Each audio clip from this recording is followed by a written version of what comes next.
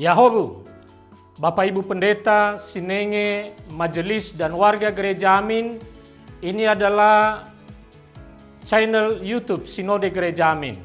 Karena itu, bagi yang mencintai Gereja Amin, tontonlah, subscribe, like, dan bagikan. Gereja Amin yang tangguh, mandiri, dan peduli. Tuhan Yesus memberkati.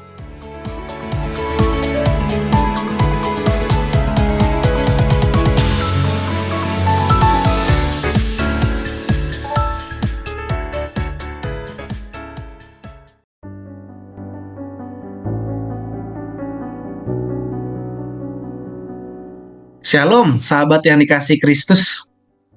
Senang dapat menjumpai kalian dalam acara Youth for Christ. Renungan kita pada saat ini berjudul Berani Meminta Maaf, yang didasarkan pada 2 Tawarikh pasal yang ke-12, ayat yang pertama sampai 12. Tapi sebelumnya yuk kita berdoa terlebih dahulu. Bapa yang bertahta dalam kerajaan sorga, terima kasih Engkau memberikan kami kesempatan untuk merenungkan firman-Mu. Kami siap mendengarnya Bapa. Di dalam nama Tuhan Yesus Kristus yang kudus kami berdoa. Amin. Yang menjadi pusat refleksi kita diambil dari ayat yang ke-6 yang berbunyi demikian. Lalu pemimpin-pemimpin Israel dan raja merendahkan diri dan berkata, Tuhanlah yang benar. Saya Vincenzo Gardamara yang saat ini melayani di GKI Buaran. Sahabat-sahabat yang dikasihi Kristus, ada satu klub sepak bola yang sudah cukup terkenal, yaitu MU. MU saat itu berhadapan dengan AC Milan pada semifinal Liga Champions 2007. Dalam pertandingan tersebut, seorang pemain yaitu Ryan Giggs melanggar Ricardo Kakak. Kakak pun naik pitam dan langsung mencekik lehernya Giggs. Melihat kejadian tersebut, keduanya segera dilerai. Lalu pertandingan dilanjutkan kembali. Akhirnya, pertandingan pun usai dan dimenangkan oleh MU dengan skor 3-2.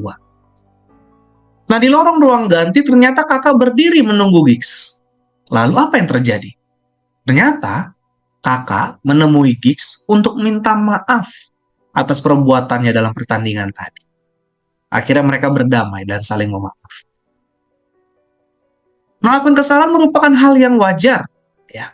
Pasti dilakukan oleh manusia. Para pemimpin Israel pun tak luput dari kesalahan. Mereka meninggalkan hukum Tuhan dengan tidak menaati perintah. Nah, bacaan kita hari ini menceritakan bahwa Rehabeam, yaitu Raja Israel, melakukan kesalahan di hadapan Tuhan. Akibatnya, kesalahan bangsa Israel, Tuhan mengizinkan mereka diserang oleh Raja Sisera, pemimpin Mesir. Melihat hal itu, Nabi Semaya mengingatkan Rehabeam dan para pemimpin Israel untuk bertobat. Disinilah kita melihat bahwa meskipun Rehabeam adalah seorang pemimpin, ia akhirnya mengakui kesalahannya dan berkata, Tuhanlah yang benar. Nah, sahabat-sahabat yang dikasihi Kristus, dalam kehidupan kita ini pasti kita pernah melakukan kesalahan. Tidak ada manusia yang tidak melakukan kesalahan. Mungkin saja saat ini kita pun berada dalam pilihan dan jalan yang keliru. Oleh karena itu, mari kita meminta maaf atas kesalahan yang kita perbuat dan berusaha untuk tidak mengulanginya lagi. Amin. Mari kita bertutup dalam doa. Terima kasih Tuhan atas segala kebaikan yang Kau nyatakan pada kami, sehingga Engkau kembali mengingatkan bahwa pasti kami pernah melakukan kesalahan.